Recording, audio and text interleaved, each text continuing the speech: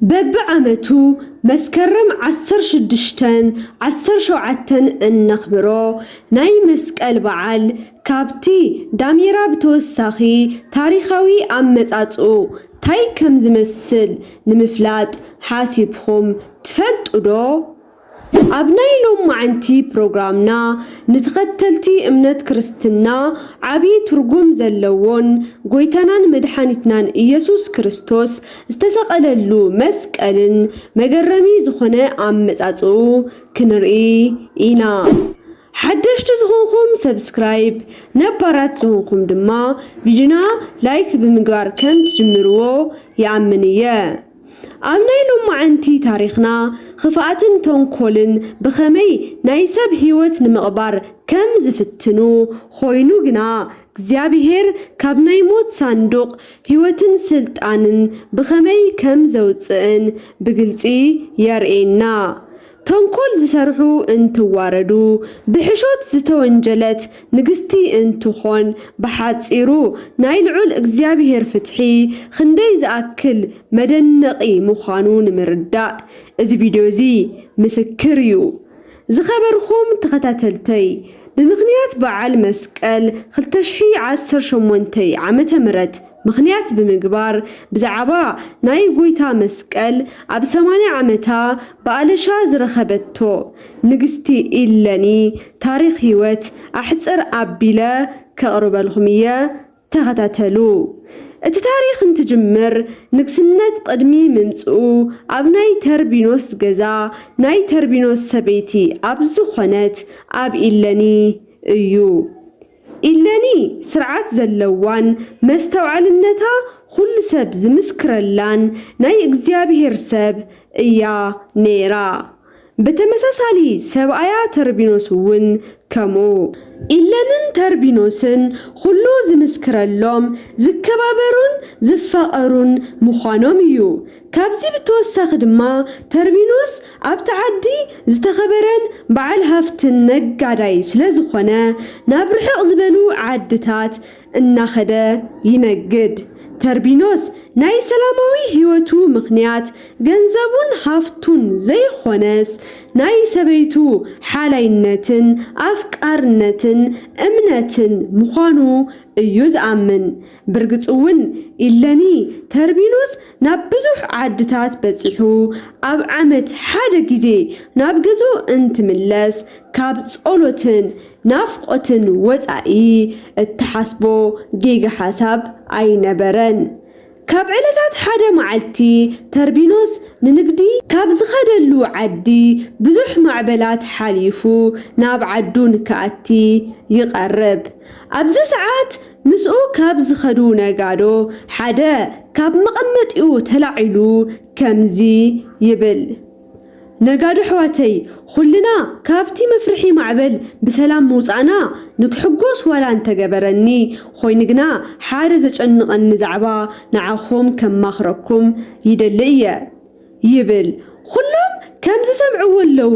ምስ ረኣየ ቀፂሉ ብርግጽ ኣብዚ ዘለና ኩልና ንዓመታት ኣብ ንግዲ ጸኒሕና ናብ ገዛውትና እንትንምለስ ኣንሽትና ካሊእ ሰብኣይ ሒዘን ከምዘይ ጸንሓና መረጋገፂ የብልናን። ንዓይ ዘጨንቐኒ ጉዳይ እውን እዚ እዩ ምስ በለ ኩሎም ኣብ ውሽጦም ዝነበረ ፍርሒ ምስቲ ምዃኑ ቃል ከየውፅኡ ሱቕ በሉ። ካብ ማእኸሎም ነቲ ሱቕታት ዝሰበሮ ግና ተርቢኖስ እዩ ነይሩ። ከምዚ ድማ በለ፣ እንኳዕ ብሰላም እቲ ንዓመታት ዘጠራቐምናዮ ሃፍቲ ሒዝና ብሰላም ኣተና እምበር ኣነስ ንበዓልቲ ገዛይ ብፍጹም ኣይጠራጠራን፣ ንሳ ንጽህትን ናይ ኣምላኽ ሰብን እያ ይብል። ኣብዚ ሰዓት እቲ ነዚ ሓሳብ ዘልዕሎ ነጋዳይ ናይኻ ሰበይቲ ካብ መንዶ ትበልጽ እያ? ካብ ሰማይ ዝወረደት መልኣኽ ዶ ኮይና?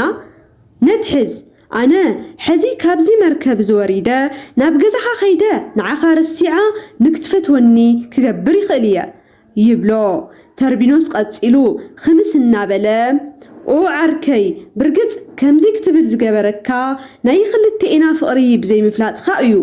ናተይ ሰበይቲ ከምዚ ትብሎ ዘለኻ ኣይትገብርን ኣይትድከም ይብሎ።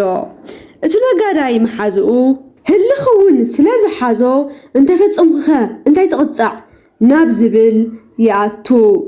ኣብዚ ሰዓት ናይ ተርቢኖስ ሰበይቲ ኢለኒ እንድሕር ደኣ እቲ ፈተና ሓሊፋቶ እቲ ወዲ ዘለዎ ሃፍቲ ኩሉ ንተርቢኖስ ከረክቦ ብኣንጻሩ እቲ ፈተና እንተወዲቓ ድማ ተርቢኖስ ዝኩሉ ዓመታት ዘጠራቐሞ ገንዘቡ ኩሉ ነቲ ነጋዳይ ንከረክቦን ተስማዕሚዖም እቲ ነጋዳይ ብቐጥታ ኢለኒ ናብ እትርከበሉ ናይ ተርቢኖስ ገዛ የምርሕ። እቲ ገዛ ኣላሊሹ ምስ ረኸቦ የንኳሕኩሕሞ ሓንቲ ኣገልጋሊት ነቲ በሪ ትኸፍተሉ። ቀፂሉ እምበይትኺ ኢለኒ ንከዘራርባ ደልየ ነይረ ይብላ ብትሕትና። እታ ኣገልጋሊት እቲ መልእኽቲ ንኢለኒ ምስ ነገረታ ናይ ኢለኒ መልሲ ሓፂርን ግልፅን እዩ ነይሩ። ኣነ ካብ ማእዝየ ጋሻ ዘውግዕ በዓል ገዛይ ኣብ ዘይሃለየሉ ምስ ወዲ ኣይዘራረብን ኢላ ትምልሳ። እዚ ተሪር ዝኾነ መልሲ እዚ ነቲ ነጋዳይ ብፅፍዒት ከም ምውቃዕ እዩ ነይሩ። ኢለኒ ናይ ብሓቂ እምንትን ጽንዕትን ምዃና ይርዳእ። ሆይኑ ግና ኣብ ውሽጡ ስስዓይ ይነግስ እሞ ናይ ተርሚኖስ ሙሉእ ሃፍቲ ከምልጦ ከም ዘይብሉ ተገንዚቡ ካሊእ ተንኮል ሓሰበ። ቀፂሉ ንታ ናይ ኢለኒ ኣገልጋሊት ፀዊዑ ንክትሕግዞ ከቀባጥረላ ይጅምር። ርኢኽዶ ኣነ ንእንበይትኺ ንኽፍኣት ተግባር ኣይሓሰብኽዋን።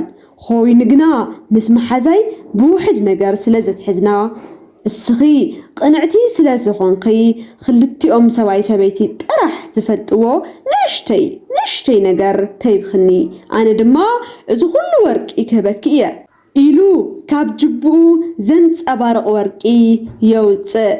ናይቲ ወርቂ ምንፅብራቕ ናይታ መገልጋሊት ልቢ የዕውሮ። ተኣማንነታ ናይ እምበይታ ሓልዮትን ፍቕርን ንጎድኒ ሓዲጋ ንስስዐ ኢዳሃበት። ቀፂላ ሓደ ነገር ኣሎ በለት ብሽኽሽኽታ ድምፂ። እቲ ነጋዳይ እውን ኣፉ ከፊቱ ጽቡቕ በለ። ቀፂላ ክልቲኦም ጥራሕ ዝፈልጥዎ ኣብ ናይ እምበይተይ ክሳድ ዝተንጠልጠለ ሓደ ወርቂ ኣሎ ትብሎ። በዚ ከቋርፅ ዘይከኣለ ናይ ተንኮል መረቦም ካልኣይ ትልሚ ልከውፅኡ ገበሮም። ቀፂላ እታ መገልገሊት መጀመርታ ንስኻ ኣብ ከተማታት እናዘርኻ ነገድቲ መፂኦም ካብ ባሕሪ ወፂኦም እናበልኻ ኣውጅ። ካብኡ ኩሎም ናይ ነገድቲ ኣዝማድ ምድላው እንትገብሩ እምበይተይ እውን ሰብኣያ ከም ዝመፅእ ስለትፈልጥ ምድላዋት ትገብር እያ። ሽዑ ሻወር ንክትወስድ ይገብራ እሞ እቲ ኣብ ክሳዳ ዘሎ ናይ ፍቕሮም ምስክር ወርቂ ሰሪቐ ከምፀልካ እየ ኢላ እቲ ናይ ጥፍኣት ትልማ ተውፅእ። እቲ ነጋዳይ እውን ዝበለቶ ኩሉ ገበረ። እቶም ናብ ርሑቕ ዓዲ ኸይዶም ዝነበሩ ነጋዶ ከም ዝተመለሱ ሙሉእ ዓዲ ከም ዝሰምዕ ገበረ።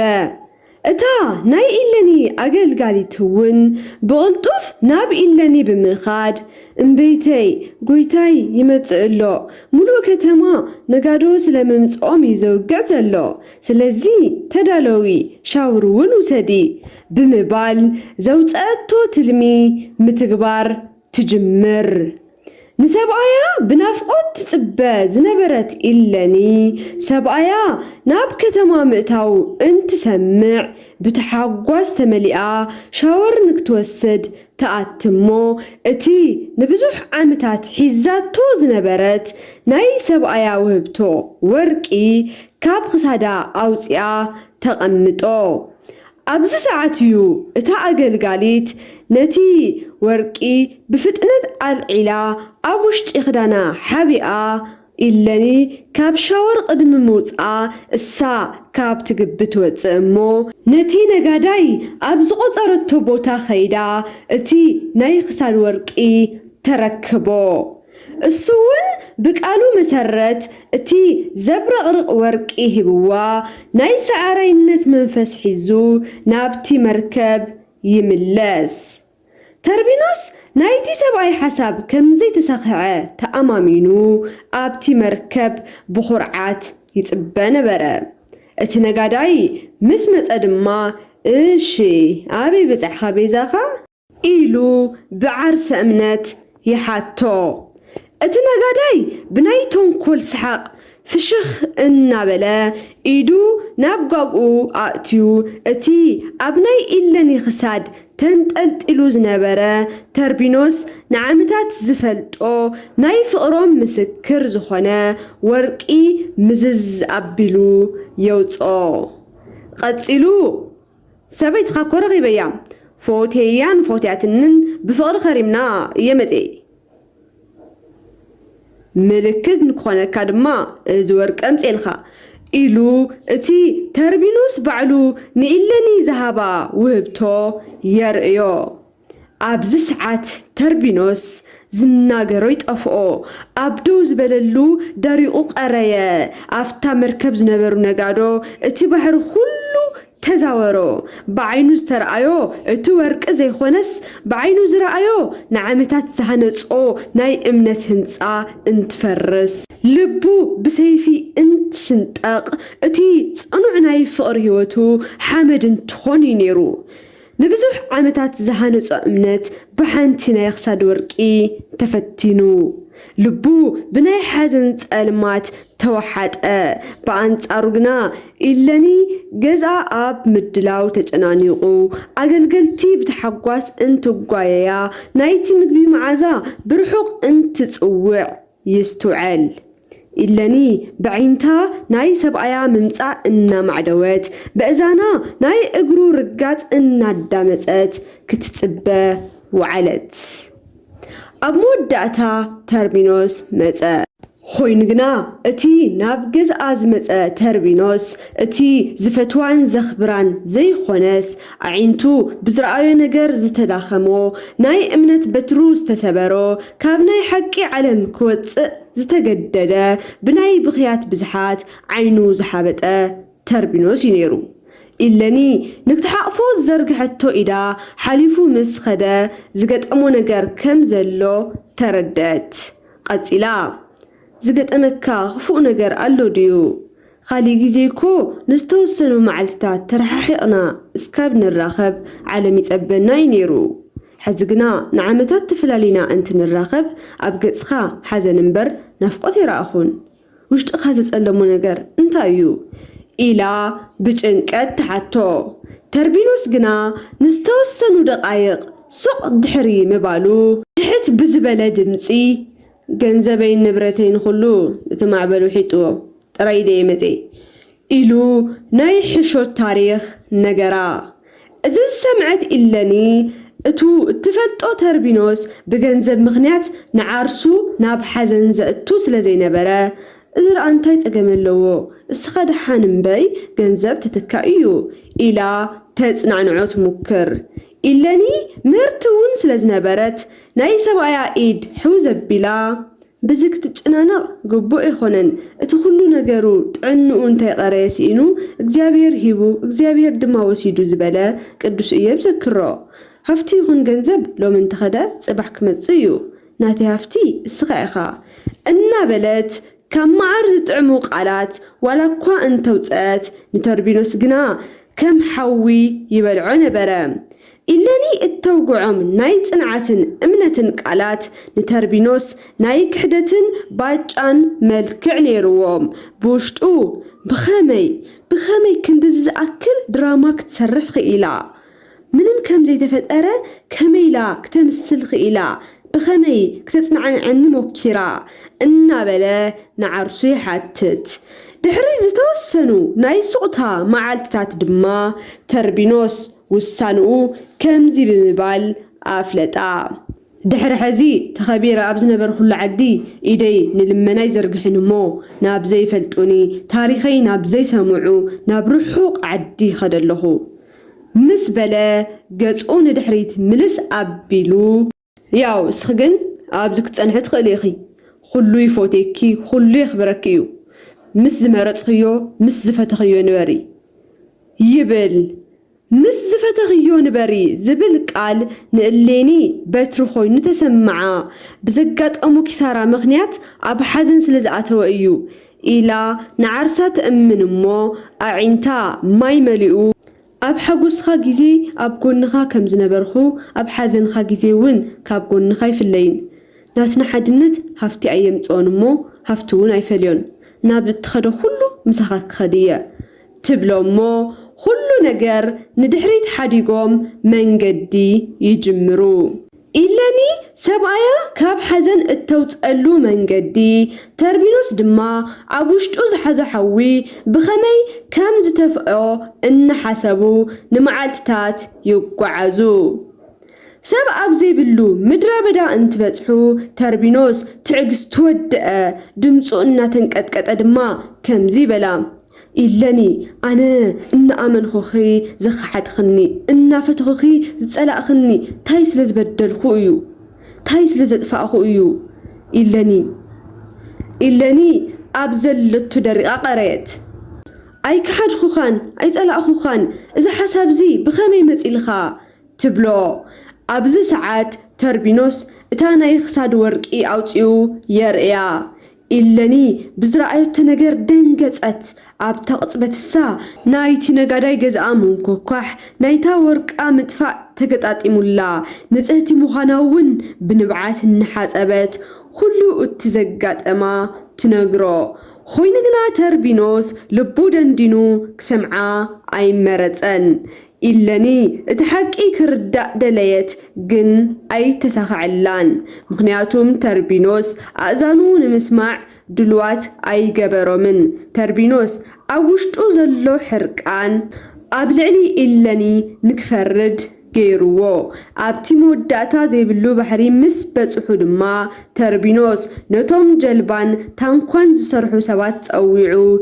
خبيت زاز عززا ناب سبيتو إنا ملاخته بلكع زخون نفاس زيت صندوق صرح لي بلوم إلاني كتأمني خالتن اتي أب قدمي أزلو سب اتو هيوتو انتي غرية أحلفو كهبا زفوتو زنبرا سبايا مخانوون مئمان خبدا اتي صندوق تسريحو مستودئ تربينوس نايوشتو حوي أبقصونا ترأيه اتي يبلا تنبركي خاتل منو بخيا تمحصنتو خوينغنا أزانو امنو خوينوم نبرو أبوز نبرو تلأختو بقدي العلوم نابتي تألماتن زحل زلون صندوق يأتوا إلاني بوشت خوينا كابتي نايتي بحري دمتين نفاسن بتوسخي تربينوس جبريون أيت جبريون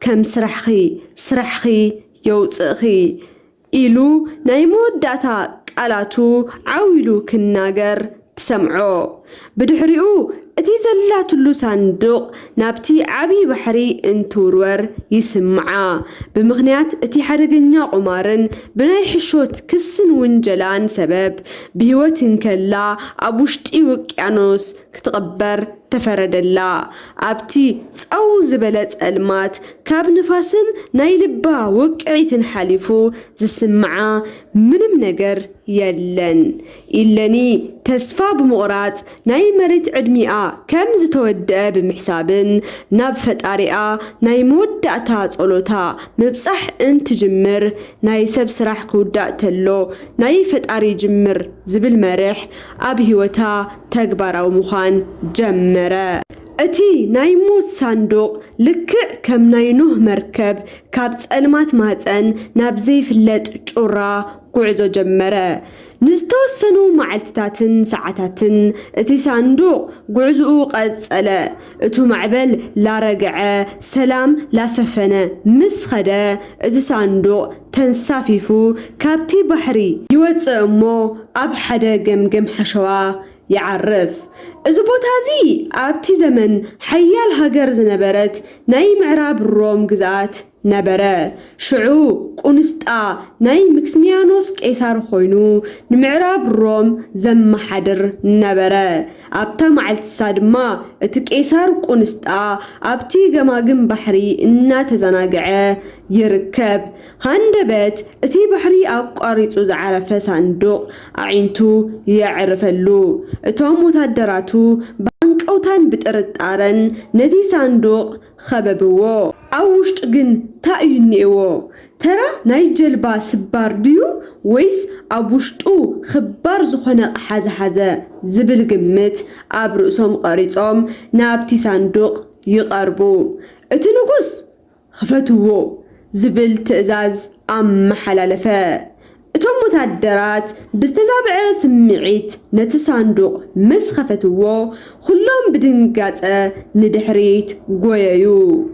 ካብቲ ሳንዱቕ ዝወፀት ክዳውንታ እንተበስበሰ ገጻ ዋላ እኳ ብጥሜት እንተሓቐቐ ካብ ገጻ ብርሃን ዘይጠፍእ ኣብ ዓይና ንጽህናን ጥንካረን ዘብርህ ምልክዕቲ ጓል ካብቲ ሳንዱቕ ወፅያ ደው በለት። ንጉስ ቁንስጣ ናብኣ ቀሪቡ መን ይኽንስኺ ካበይ መጺኺ ኢሉ ይሓታ። ኢለን እውን ዘጋጠማ ኩሉ ብዛዕባ ታሪካ ብዛዕባ ሰብኣያ ብዝርዝር ትነግሮ። ንጉስ ቁንስጣ ኣብ ህይወቱ ብዙሓት ቆናጁ ዝፈልጥ ዋላ እኳ እንተኾነ ከም ኢለኒ ውሽጣውን ደጋውን ጽባቐ ዘለዋ ጓል ስለ ዘይረኸበ ብናይ ኢለኒ ሁለመና መልክዕ ተማረኸ። እዛ ሰበይቲ ብናይ ሰባት ሓይሊ ዝሞተት ግና ብናይ እግዚአብሔር ሓይሊ ካብ ሞት ዝተረፈት ተራ ሰብ ክትኾን ከም ዘይትኽእል ኣሚኑ ሰበይቱ ክገብራ ድማ ወሰነ። እታ ዝተንዓቐትን ናብ ባሕሪ ዝተጓሓፈትን ኢለኒ ናይ ዓለም ገዛኢት ኣብ ዝነበረት ሃገረ ሮም ንግስቲ ኾነት።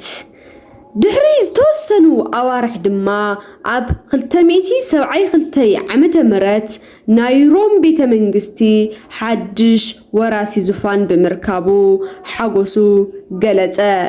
እወ ኢለኒ ወዲ ወለደት፣ ስሙ እውን ቆስጠንጢኖስ ብምባል ሰየመቶ። እዚ ዝተወለደ ቆልዓ ተራ ንጉስ ኣይነበረን። ናይ ኣዲኡ ንብዓት ሓባስን ናይ ታሪክ ኣንፈት ቀያሪን ናይ ትንቢት ቆልዓ እዩ ነይሩ።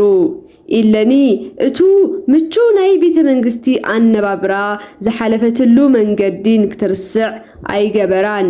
እኳ ደኣስ ፈጣሪኣ ኣብ ልዕሊኣ ብዝገበረላ ተኣምር እናዘከረት ትነብር ነበረት እምበር። ወዳ ቆስጠንጢኖስ እውን ካብ ናይ ሮማውያን ናይ ጦርነት ስልቲ ብተወሳኺ ካሊእ ጥበብ እውን ኣምሃረቶ። ኣብ ጸልማት ኣብ ሹኽታ ብዛዕባ ሓደ ኣምላኽ ስለ እግዚአብሔር ስለ ኢየሱስ ክርስቶስ ስለ ፍቕሩ ስለ ምሕረቱ ስለ መስዋዕትነቱ ትነግሮ ነበረት። ኣብ ውሽጢ ሮም ኣብ ሓደ ቦታታት ክርስቲያን ስለ ዝበጽሖም በደልን መከራን ተምህሮ ነበረት። በዚ ድማ ኣብቲ ሓያል ናይ ሮም ንጉሰ ነገስት ልቢ ንክርስቲያን ዝኾን ናይ ርህራሄ ዘርኢ ዘረአት። ኮይኑ ግና እቲ ናይ ቀጻሊ ንጉስ ዝኾነ ወዳ ቆስጠንጢኖስ ብጥምቀት ክርስትና ኣይተቐበለን ነይሩ። በዚ ምኽንያት ንግስቲ ኢለኒ ናብ ፈጣሪኣ ከምዚላ ተመጻበዐት። ናይ ቅዱሳን ኣምላኽ ቅዱስ እግዚአብሔር ጎይታይ ንወደይ ብፍቕርኻ ስሒብኻ ክርስቲያን እንተደኣ ጌርኻለይ እቲ ዝጠፍአ መስቀልኻ ኣሊሸ ከግንዮ እየ። ቤተ መቅደስ እውን ሰሪሐ ብኽብሪ ከንብሮ እየ ኢላ ተማሕፀነት። ኣብቲ ግዜ እሱ ጎይታናን መድሓኒትናን ኢየሱስ ክርስቶስ ስለ ደቂ ሰባት ድሕነት ኢሉ ተሰቒልሉ ዝነበረ መስቀል ብናይ ኣይሁድ ሽርሒ ጠፊኡ ስለ ዝነበረ እዩ ንግስቲ ከምዚላ ዝተመጻብዐት። ዓመታት ይሓልፉ እሞ ንጉስ ቁንስጣ ሞይቱ ወዳ ቆስጠንጢኖስ እውን ይነግስ። ንጉስ ቆስጠንጢኖስ ብጀግንነቱን ብናይ ጦር ክህለቱን በቶም ሰራዊት ዝተፈተወ እዩ ነይሩ። ኮይኑ ግና ናይ ሮም ግዝኣታት ተኸፋፊሎም ስለ ዝነበሩ ንጉስ ቆስጠንጢኖስ ግዝኣቱ ሓደ ንምግባር ምስ መክስሚያኖስ ንክዋጋእ ግዲ ይኾነሞ ኣብ 312 ዓመተ ምህረት ክልቲኦም ሓየልቲ ጦረኛታት ኣብ ጣልያን ሚልቪያን ከባቢ ንክዋግኡ ይዳለው። ኣብቲ ድሮ ናይ ውግእ መዓልቲ ቆስጠንጢኖስ ሰራዊቱ ውሕዳት ብምንባሮም ኣብ ጭንቀት ይኣቱ። ኣብዚ ሰዓት ንጉስ ቆስጠንጢኖስ ብምሕር ጭንቀት ርእሱ ናብ ሰማይ እንተንቃዕርር ካብ ፀሓይ ብላዕሊ ዘንፀባርቕ ብደሚቑ ናይ መስቀል ምልክት ከንፀባርቕ ይርኢ። እዚ ድንቂ ተኣምራዊ ራእይ ምስ ተርኣዮ ድማ ኣብ ትሕቲኡ ብላቲን ቋንቋ ብዚ ዓወት ክትረክብ ኢኻ ዝብል ጽሑፍ የንብብ። ቆስጠንጢኖስ እኖ ካብ ቁልዕነቱ ትነግሮ ዝነበረት ታሪኽ መጽሓፍ ቅዱስ ስለቶም ዝሞቱ ክርስቲያን ኩሉ ትርጉም ክህቦ ጀመረ። ካብኡ እቲ ታሪኻዊ ትእዛዙ ኣዘዘ። ኣብ ናይ ኩሉ ወታደር ዋልታን ኣብ ባንዴራናን ናይ መስቀል ምልክት ኣቐምጡ። ብጽባሒቱ ወታደራት ሮም ናብ ጦርነት እንትኸዱ ብናይ ሽላ ምልክት ዘይኾነስ ብናይ መስቀል ምልክት እዩ ነይሩ። ናይ መክስሚያኖስ ጦር ድማ ተደምሰሰ። ቆስጠንጢኖስ ናይ ሙሉእ ሮም ንጉሰ ነገስት ንምዃን በቕዐ። ካብታ መዓልትሳ ድማ እቲ ዓብዪ ንጉስ ቆስጠንጢኖስ ንዘመናት ክትክፋዕ ዝነበረት ሃይማኖት ክርስትና ተቐበለ። ኣብ 313 ዓመተ ምህረት ንዘመናት ክሰቃዩ ምስ ህይወቶም ንኣራዊት ክበሃው ብደዎም ሓዊ ክቃጸሉን ንዝነበሩ ክርስቲያን ናይ ነፃነት ኣዋጅ ተኣወጀሎም። ኣብ ወዲ ንግስቲ ኢለኒ ንጉስ ቆስጠንጢኖስ ዘመን ክርስትና ናይ ሮም ብሄራዊ ሃይማኖት ኾነ። ን300 ዓመታት ዝጸንሐ ዘመነ ሰማዕታት ድማ ኣብቅዐ። ንግስቲ ኢለኒ ኣብ 80 ዓመታ ወዳ ናይ ዓለም ታሪኽ እንተዛውር ብዓይና ተመልከተቶ። ንፈጣሪኣ ዝለመነቶ ጸሎት መልሲ ረኺባትሉ ወዳ ክርስቲያን ንጉስ ንምዃን በቒዑ እዩ። እቲ ዝተረፈ ነገር እንተሃለወ ንኣምላኻ እንተፈጺምኻለይ ኢላ ዝተመጻብዐቶ ናይ ጎይታ መስቀል ኣሊሽኻ ናይ ምርካብ መጽበዓ ጥራሕ እዩ። ብትልማ መሰረት ናብ ኢየሩሳሌም ጉዕዞ ጀመረት። እቲ ዝጠፍአ ብርሃን ኣለሻ ጀመረት።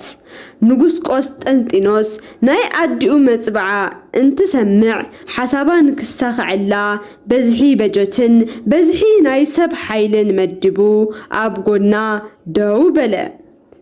ኣብ 327 ዓመተ ምህረት ናይ ኢየሩሳሌም ጎደናታት ብናይታ ሓያል ሃገር ሮም ወታደራት ተጥለቕሊቖም።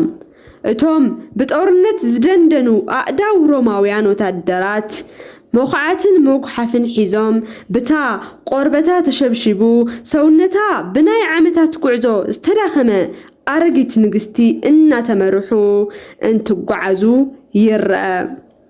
እቲ ዝተረስዐ ብርሃን ዝጠፍአ መድሓኒት ምርካብ ንግስቲ ኢለኒ ኣብ ዘመና እቲ ናይ መወዳእታ ዓብዪ ስርሓ ነበረ። ከተማ ኢየሩሳሌም ግና ንታ ጋሻ ንግስቲ ሚስጥራ ብቐሊሉ ክትነግራ ኣይኻለትን። ኢለኒ ዓበይቲ ሰባት ሓተተት፣ ፈላጣት ኣናገረት፣ ናይ ታሪኽ መዛግብቲ ፈተሸት። ናይ ኩሎም መልሲ ግና ሱቕ ሕትም ዝበለ ነበረ። ብርግጽ 300 ዓመታት ነዊሕ ግዜ እዩ። ትውልዲ ብትውልዲ ተተኪኡ ትውስተታት ናብ ነበረ ተዛዊሩ ቦታታት ስሞም ቀይሮም እዮም። ልዕሊ ኩሉ ድማ እቲ መስቀል ከም ዝርሳዕ ተገይሩ እዩ ተቐቢሩ። እቲ መስቀል ኾነ ኢሎም ኣርሒቖም ምስ ቀበርዎ እቲ ቦታ መአከቢ ጓሓፋት ንክኾን እዩ ተገይሩ። በዚ ድማ ጎልጎታ ካብ ካልኦት ጎቦታት ክፍለ ብዘይከኣለሉ መንገዲ እዩ ብጓሓፍ ተኸሚሩ። ኩሉ ኩነታት ተስፋ ዘቑርፅ እዩ ነይሩ። ኮይኑ ግና ኢለኒ ተስፋ ዘይትቆርፀሉ መንገዲ ተረኣያ። ካብ ኣይሁዳውያን ሓደ ኪራኮስ ዝተባሃለ ዕድሚኡ ኣማኢት ዝሓለፎ ኣረጊት ሰብ ከም ዘሎ ትሰምዕ። ኪራኮስ ካብ ኣቦ ሓጎታቱ ብሽኽታ ዝሰምዖ ሚስጥር ከም ዘሎ ምስ ተረድኣ እቶም ወታደራት ሒዞም የምፅዎ። ኪራኮስ ብፍርሒ እናተንቀጥቀጠ ኢለኒ ቀፂላ ልስልስ ብዝበለ ድምፂ ኣይትፍራሕ ኣንሕና እንደልዮ ሓቂ ክትነግረና ጥራሕ እዩ ትብሎ። ኪራኮስ ብዝንቅጥቃጥ ኣእዳው ሓባሪ ኣጻብዕቱ ኣውፂኡ ተቐራሪበን ናብ ዝርከባ 3 ጎቦታት እናመላኸተ ኣቦ ሓጎታተይ ካብዘን 3 ጎቦታት ኣብ ሓደ ከም ዝቐበርዎ እየ ዝፈልጥ፣ ኣበየናይ ከም ዝኾነ ግን እንድዒ ይብል። ኢለኒ እቲ ዝረኸበቶ ተስፋ ናብ ጥርጣረ ተቐየራ። ካብ 3 ኣብ ሓደ ፍሒርካ እንተዘይረኺብካዮ ቅስምኻ ዝሰብር ናይ ሕሾት ተስፋ እዩ ዝኾን። ካብተን ዘለዋ 3 ጎቦታት ኣብቲ ሓንቲ ናይ ጎይታ መስቀል ኣሎ፣ ኣብተን 2 ግን ምንም የለን። ድሕሪ ብዙሕ ናይ ሓሳብ ድኻም እቲ ኣረጋዊ ኪራኮስ ሓሳብ የምፅእ። ኦ እምበይተይ ንግስቲ፣ እስኺ ብዙሕ ኣይትድከሚ። እቲ መስቀል ዘለዎ ቦታ ንምፍላጥ ኣብቶም 3 ጎቦታት ዳሜራ ሰሪሕኺ ሓዊ ንከቃፅሉ ግበሩ እዮም። ብድሕሪኡ እቲ ጡሽ ላዕሊ በፂሑ እንትምለስ ኣንፈቱ ርኢኺ ንኽኩዓት ገበርዮ ይብል። ናይ ንግስቲ ኢለኒ ጽንዓት ካብ ናይ ሮም ጦር ዝበርትዕ ነበረ እሞ እቲ ኣረጋዊ ከም ዝበላ ነቶም ወታደራት ኣብ ቅድሚ 3 ጎቦታት ደመራ ንከዳሉ ትነግሮም። ቀፂላ ክባር ዝኾነ ዕጣን ኣምፂኣ ናብቲ ደመራ ንክሓውስዎ ኣዘዘት። እዚ ታይ ዓይነት ኣለሻ እዩ? መወዳእትኡ ኸ ታይ እዩ ዝብል ንምርኣይ እቶም ህዝቢ ከቢቦም ነበሩ። እቲ ዳሜራ ምስ ተተኮሰ ሓደ ነበልባል ሓዊ ናብ ሰማይ በረረ። ኣብዚ ሰዓት ንግስቲ ኢለኒ ብገንበራ ተደፊኣ ኦ ናይ ሰማይን ምድርን ጎይታ ንባርያኻ ምልክት ኣርኢ፣ ወድኻ ንዓለም ዘድሐነሉ ንዓይ እውን ካብ ሞት ዘትረፈኒ እቲ ቅዱስ መስቀልኻ ዘለዎ ቦታ ሓብረኒ ኢላ ተማሕፀነት። ብድሕሪኡ ካብቲ ዕጣን ዝወፀ ጥሽ ምስቲ ሓዊ ተሓዊሱ ብሓደ መስመር ናብ ሰማይ ይድይብ። ቀፂሉ ልክዕ ከም ዝተሰቐለ ደመና ኣብ ኣየር ተንሳፈፈ። እቶም ህዝቢ ትንፋሶም ውሒጦም እቲ ዝካየድ ዘሎ ዘይልሙድ ነገር ምክትታሎም ኣይቋረፁን። ቀፂሉ እቲ ጥሽ ልክዕ ከም መለኮታዊ መልእኽቲ ዝሓዘ ፍጡር ተመሊሱ ናብ መሬት ይውርወር። እቲ ጥሽ ኣንፈቱ ናፍቲ ሓደ ጎቦ እዩ ነይሩ። ኣብቲ መስቀል ዝተቐበረሉ ጎቦ ምስ በፅሐ እውን ብቕልጡፍ ኣይተበተነን። ቅዱስ ያሬድ ብዜምኡ ጢሱ ሰገደ ከም ዝበለ እቲ ጥሽ ኣብ ውሽጢ ንዝተቐበረ መስቀል ቀዲሙ ሰገደ እምበር ሕዚ እቲ ምልክት ተገሊጹ እዩ። ሰማይ ንምድሪ ኣነጋጊሩ እዩ። ሽዑ ነጊሱ ዝነበረ ጸጥታ ብዓብዪ ናይ ሓጎስ ኣውያት ተበቲኑ። ሮማውያን ወታደራትን እቲ ህዝብን ብእምነት ተመልኡ። መስከረም 16 እቲ ጥሽ ካብ ዘመላኽቶ ጎቦ ኳዕቲ ተጀመረ ብርግጽ እቲ 300 ዓመታት ዝተኸመረ ጽልኢት እቲ ዝተጠራቐመ ንዕቐት ምፍራስ ብሓቂ ከቢዱ ነይሩ ወታደራትን ሰራሕተኛታት ንተኸታታሊ 7 ኣዋርሕ ቀትርን ለይትን ፍሒሮም እንተብቅዑ ኣብ መወዳእታ መጋቢት 10 ኣብ ትሕቲ ናይ ሓደ ሰራሕተኛ ኣካፋ ጋሻ ዝኾነ ናይ ዕንጨይቲ ድምፂ ተሰምዐ ኩሎም ጸጥ በሉ በሃንቀውታ ብጥንቃቐ ምፍሓሮም ቀጸሉ መጀመርታ ናይቲ ሓደ ጫፍ ተረኣየ ቀጺሉ ናቲ ኻልኣይ ብድሕሪኡ ናቲ ሳልሳይ 3 መሳቕል ኣብ ሓደ ቦታ ተር ኢሎም ይረኣዩ ሓጎሶም ወሰናይ ነበሮን ኮይኑ ግና ናይ ኩሎም ሓጎስ ሃንደበት ናብ ሓደ ዓብይ ሕቶ ተቐየረ 3 መሳቕል ረኺቦም ሓዲኡ ናይ ጎይታ እቶም ክልተ ድማ ምስኡ ናይ ዝተሰቐሉ ወንበዴታት መሳቕል ኣብዚ ሰዓት ዓብይ ሕቶ ዝኾነ እቲ ናይ ጎይታ መስቀል ኣየናይ እዩ ዝብል ነበረ ንግስቲ ኢለኒ ንዚ መፍትሒ እዩ ኢላ ዝሓሰበቶ ኣብቲ ከባቢ ሞይቱ ዝነበረ ትኩስ ሬሳ ንክመጽእ ብምግባር ናይ ጎይታ መስቀል እኮ ዝሞተ ይተንስእ እዩ ብምባል እቲ ሬሳ ኣብቲ ናይ መጀመርታ መስቀል ንቀምጥዎ ትገብር ግን ምንም ዝተፈጠረ ነገር የለን እቲ ህዝቢ ሕዝውን በሃንቀውታ ምጽባዩ ኣየቋረጸን እቲ ኣስክሬን ናብቲ ካልኣዋይ መስቀል ተወሲዱ ተቐመጠ ሕዝውን ግና ምንም ሓድሽ ነገር ኣይተፈጠረን ናይቲ ህዝቢ ጥርጣረ ብሽኽሽኽታ ክስማዕ ጀመረ ኣብ መወዳእታ እቲ ሬሳ ኣብቲ ሳልሳይ መስቀል ብምንቅጥቃጥ ክቕመጥ ተገበረ ንትንፋስ ዝኣክል ጸጥ በለ ካብኡ ግን ሃንደበት ናይቲ መዋቲ ሰውነት ክንቅጥቀጥ ይጅምር ነዊሕ ኣየር ስሒቡ ኣዒንቱ ይኸፍት እቲ ዝሞተ ሰብ ኣብ ቅድሚ ኩሉ ህዝቢ ብመስቀል ተላዒሉ ሽዑ ኢየሩሳሌም ኣብ ታሪኻ ሪኣቶ ዘይትፈልጥ ዕልልታ ኣተኣናገደት ንግስቲ ኢለኒ ብናይ ሓጎስ ንብዓት እናተሓጸበት ንዘመናት ብጓሓፍ ተሸፊኑ ንዝነበረ ቅዱስ ናይ ክርስቶስ መስቀል ተንበርኪኻ ሰገደትሉ ናይ ክርስቶስ ቅዱስ መስቀል ምርካብ ናይ ታሪኽ መወዳእታ ኣይነበረን ናይቲ ነዊሕ ጉዕዞ መጀመርታ ደኣ እምበር እታ ብናይ ክሕደት ማዕበል ዝተወቀዐት ብሰብኣያ ኣብ ባሕሪ ዝተቐበረት ከምኡውን ብናይ እግዚአብሔር ቸርነት ካብ ናይ ሞት ሳንዱቕ ዝወፀት ቅድስቲ ኢለኒ ሕዚ ኣብ 80 ዓመታ ኣብ ቅድሚ ዓይና ናይ ጸሎታ ፍረ እንትዕንብብ ንምርኣይ በቕዐት እቲ ዝተሓብአ ብርሃን ወፂኡ ወዳ ናይቲ ሓቀኛ እምነት ሓላው ኮይኑሎ ተልኦ ከዓ ድሕሪ ምፍጻማ እቲ ዝደኸመ ሰውነታ ዕረፍቲ ይደልሞ ናብሮም ተመሊሳ ኣብ ምድሪ ዝቐረይኣ ውሕዳት መዓልትታት ኣብ ኢድ ወዳ ንጉስ ቆስጠንጢኖስ ተደጊፋ ተሕልፈን ኣብ 330 ዓመተ ምህረት ከባቢ እታ ሓያልን ቅድስትን ሰበይቲ ኣዒንታ ብሰላም ዓመተት ናይ ንግስቲ ኢለኒ ሞት ናይ ሽንፈት ዘይኾነስ ናይ ዓወት ነበረ ዕላማኣ ተሳኺዑ እቲ ቅዱስ ናይ እግዚአብሔር መስቀል ኣብ ኢየሩሳሌም ኣብ ዝሃነጸቶ ቤተ መቅደስ